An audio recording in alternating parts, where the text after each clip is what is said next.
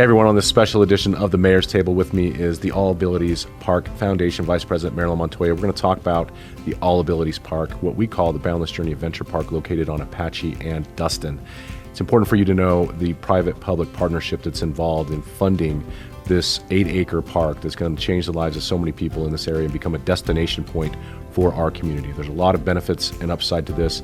We are asking you today to put your best foot forward and support the park with your money, with your donations to the All Ability Park Foundation, whether you're locally, whether you're across the nation, and adaptive playgrounds is your thing. Know the lives you're going to change with your money.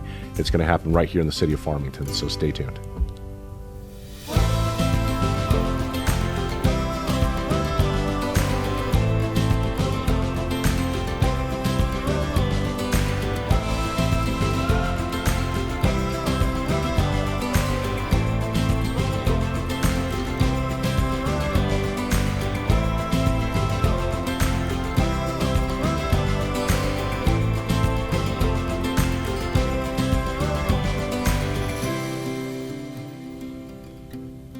Hi everyone, welcome to the special edition of the Mayor's Table. With me today is Marilyn Montoya, who's the Vice President of the All Abilities Park Foundation. Marilyn, thank you for being here. Oh, thank you for asking. Absolutely. Thank you. Well, the All Abilities Park, just so folks know, this is the Boundless Journey Adventure Park that's being built in the old Tibbetts Middle School property over off of Apache in Dustin. It's a big 8-acre facility. That's going to be an adaptive park, a park that's going to be accessible by people of all abilities, hence the name. Yes, yes. And so this is your brainchild, and I brag about you all the time because it's fun to have individuals in the community who have a vision and they have the passion and the desire and then the resources to really push and follow through on it. And the whole park idea started, really, I think the conversation was with the school district. Well, yes and no. It actually started when I was doing some volunteer work with the Lions Club. Okay. And I was out at the special ed preschool, and they brought this little girl in a wheelchair. And in that, we were screening for their eyes, and I said, I need you to open your eyes really big, like you're on a swing. And her caregiver looked at me, and she said, oh, she's never been on a swing. Oh. Wow. Whoa. Can't have that. At the time, I was a grandmother. I was a great-grandmother, and I just could not see not being able to have a child go away and play in a park. Sure. So we did I contacted I call her my partner in crime, Dr. Katie Ashley, and I said, or Harper, and I said, Katie, and explained, she said, welcome to my world. So together we collected some folks who were in the industry, so to speak, and started our grassroots session. And yeah, we did some research. We found that there were 4,000 kids in the county school districts, Aztec, Bloomfield, Kirtland. We did include Durango, and we also included Dulce because they travel in so Sure. much. And there were over 4,000 kids who are identified as special needs.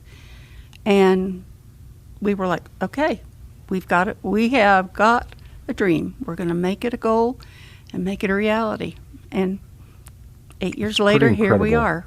Yeah, pretty incredible that it came out of that moment, right? And that interaction with that young girl and seeing that there's a need here, not just in the city, but the entire Four Corners region for something really special. And we are known as the hub for a lot of business and activities here for all the folks who live in the Four Corners area.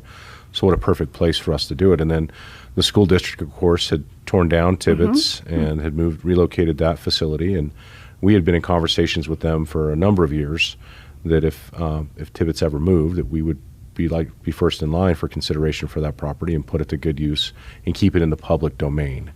That was really the kind of component behind it.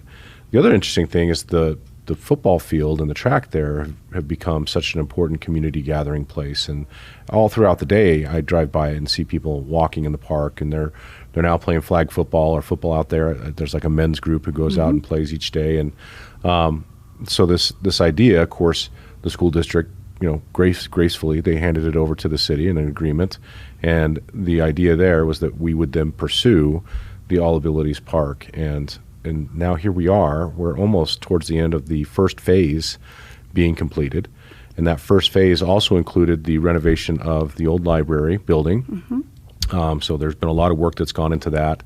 And then phase one, which I don't have an opening date yet, but we're not here to talk about the opening date yet. We're here to talk about the needing for more funding. Correct. And we want to make sure that our community knows, and really maybe national interested organizations know, that this is a life-changing park. The significance of it, it can't be undersold. I mean, it's going to make the quality of life here for so many people better.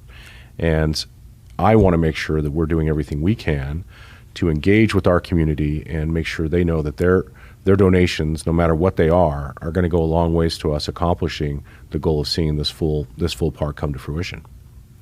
And Mayor, you know, this community has been so wonderful and giving.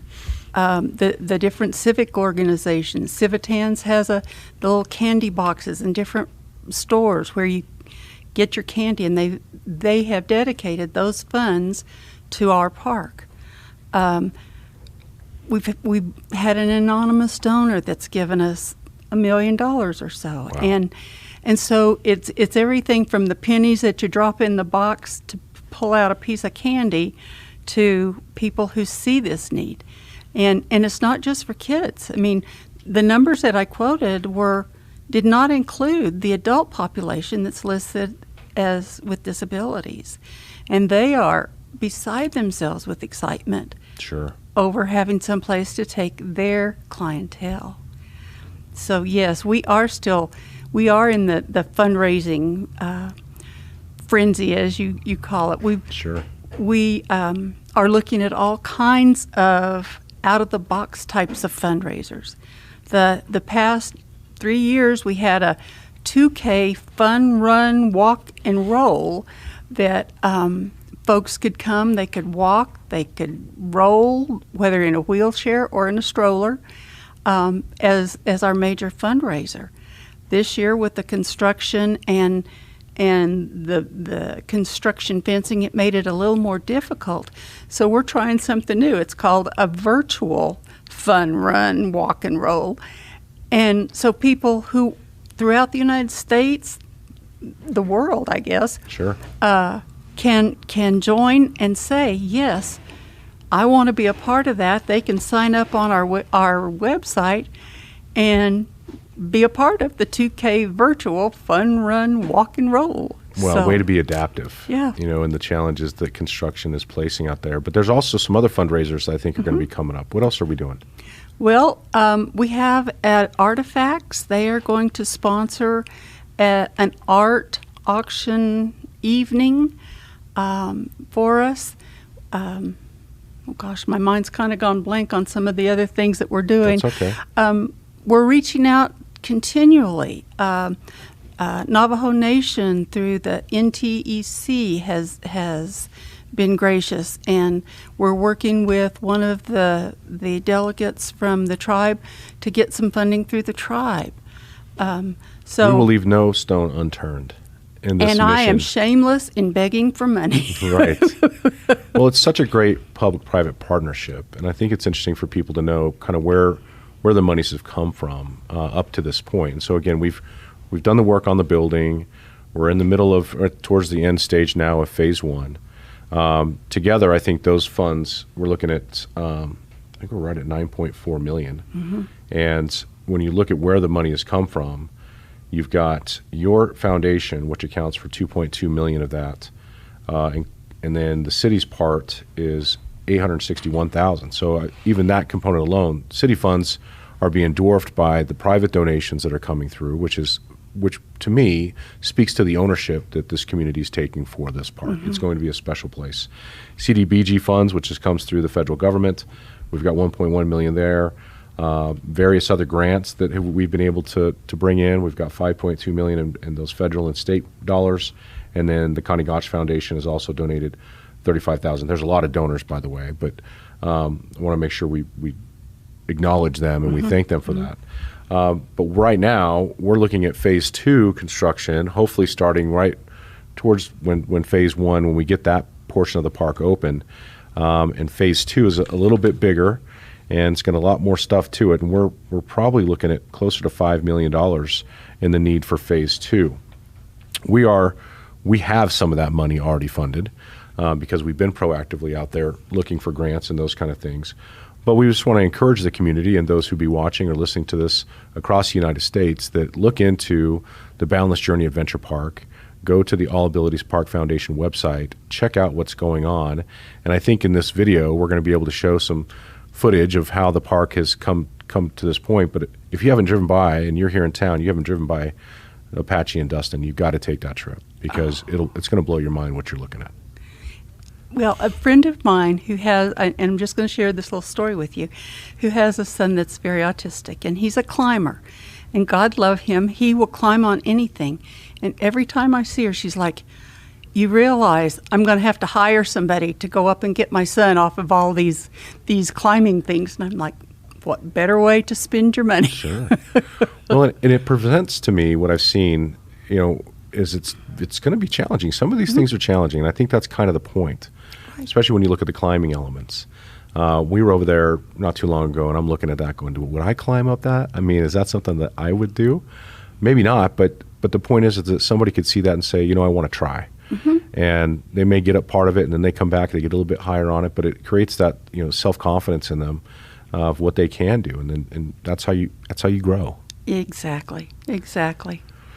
And the foundation has, at this point, we have you said the $2.5 million. We made that donation. We have pledged $750,000 for the next short-term area, and we're looking to raise another $3 million. Yes. And so, to all of the viewers out there, don't be surprised if I'm knocking on your door asking for money, big and little.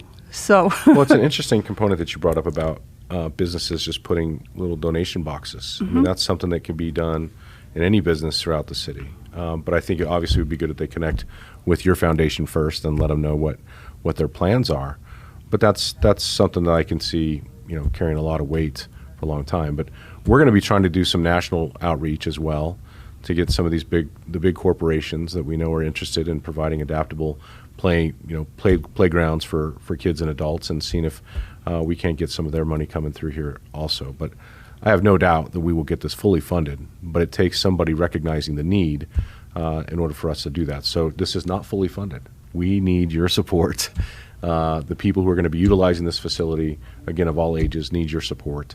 And the benefits here, and we've talked about this before, Marilyn, is when you have that type of facility, which is unlike any other facility anywhere. And I know Rio Rancho's got a fly high park. I think that's what it's called. A park above. Park above. It's close.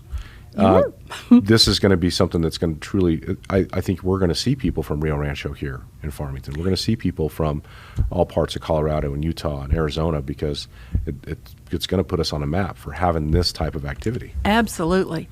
Well, our nephew was one of the board members of a park above. Okay. And I showed him the plans for our park, and he looked at it and he said, well, your park is a park above. It is an amazing. So I think it's going to be a draw. I think it's going to be a positive thing. I mean, when retirees start looking for some place to retire, they're going to want some place where they can do a stroke rehab, they can do a cardiac rehab, or they can take their grandkids. And we can do that there. And this park is going to have that all.